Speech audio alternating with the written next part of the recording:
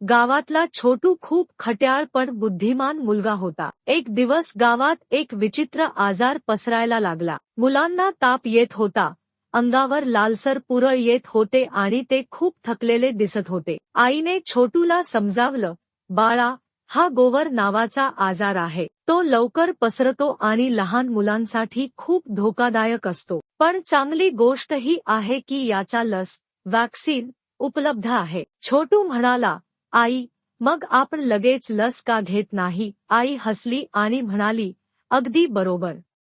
उद्याच आपण प्राथमिक आरोग्य केंद्रात जाऊन तुला गोवराची लस देऊ. दुसऱ्या दिवशी छोटू आणि त्याचे आईबाबा आरोग्य केंद्रात गेले. तिथे डॉक्टरांनी त्याला लस दिली आणि सांगितलं, तुला आता गोवराचा धोका कमी झाला आहे. छोटूने गावात परत आल्यावर आपल्या सगळ्या मित्रांना गोवर आणि लशीबद्दल सांगितलं. बऱ्याच लोकांनी त्याच्या सांगण्यावरून आपल्या मुलांना लस द्यायला सुरुवात केली. थोड्याच दिवसात गावात गोवराचे रुग्ण कमी झाले. गावचे सरपंच म्हणाले, छोटूने आपल्याला एक महत्त्वाचा धडा दिला. रोग झाल्यावर इलाज करण्यापेक्षा आधीच त्यापासून संरक्षण करणं केव्हाही चांगलं.